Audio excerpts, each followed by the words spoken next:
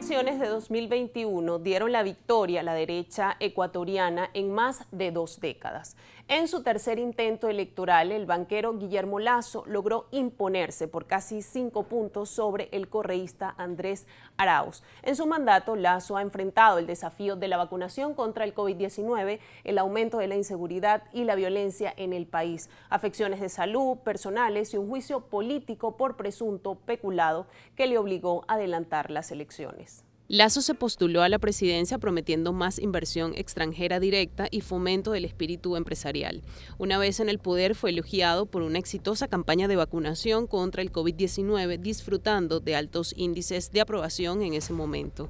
Pero pronto en su mandato, Lasso tuvo que enfrentar un contexto difícil: el aumento de la pobreza, el desempleo agudizado en medio de la crisis sanitaria y el creciente problema de la inseguridad y la violencia en el país. En primer lugar, lo que tenemos que saber es en dónde se ubica actualmente Guillermo Lasso. Guillermo Lasso se encuentra con aproximadamente un 80% de rechazo de lo que viene siendo la sociedad ecuatoriana, ¿no?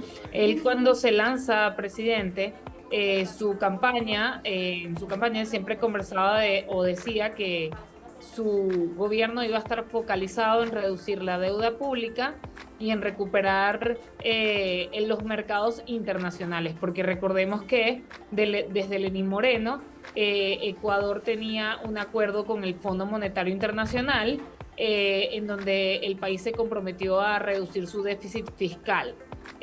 Por lo tanto, había que hacer, recortes en el gasto público, aumentos en lo que vendría siendo impuestos, por supuesto, que podrían afectar sobre todo a lo que viene siendo la clase media y la clase baja.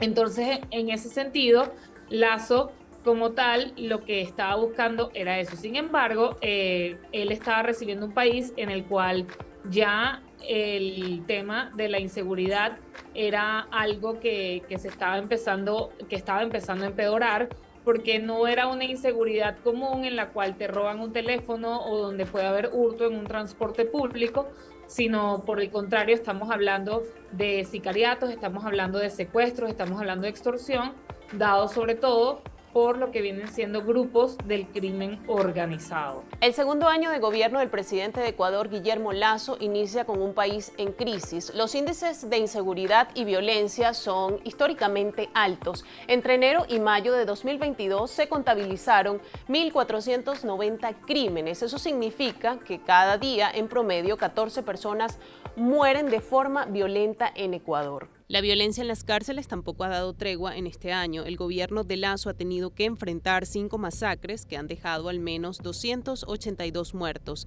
Ni los estados de excepción decretados en las provincias más conflictivas han servido para reducir la violencia en el país. Cuando estás en posición de un estado que ya es básicamente un estado fallido, porque no atacó el problema desde el momento en el que se estaba gestando, es muy difícil hacerlo ya una vez que estos grupos del crimen organizado han tomado terreno. Pero los problemas de seguridad y la violencia desbordada en el país no han sido los únicos inconvenientes que debió enfrentar Guillermo Lasso. El mandatario asumió una legislatura sin mayoría en el Congreso, donde el grupo parlamentario de peso estaba constituido por la oposición. Esto permitió que se iniciara un juicio político en su contra por acusaciones de malversación de fondos públicos. El mandatario negó las imputaciones y las calificó como un intento de desestabilización, y el 17 de mayo de 2023 tomó la decisión histórica de disolver el Congreso y convocar así a elecciones anticipadas. Es una decisión democrática, no solo porque es constitucional, sino porque le devuelve al pueblo ecuatoriano, a ustedes, el poder de decidir su futuro en las próximas elecciones. Según el artículo 148 de la Constitución de Ecuador, el presidente puede usar la muerte cruzada por una sola vez y solo en los 3 primeros años de su mandato.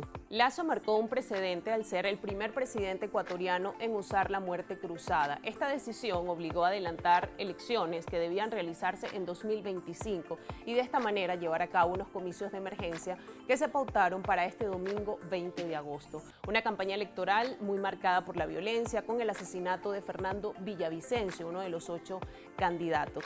Al regreso analizaremos lo que ha sido la segunda vuelta electoral en Ecuador, donde Luisa González y Daniel Noboa se disputarán este nuevo ciclo electoral en el mes de octubre. Hacemos pausa y ya regresamos.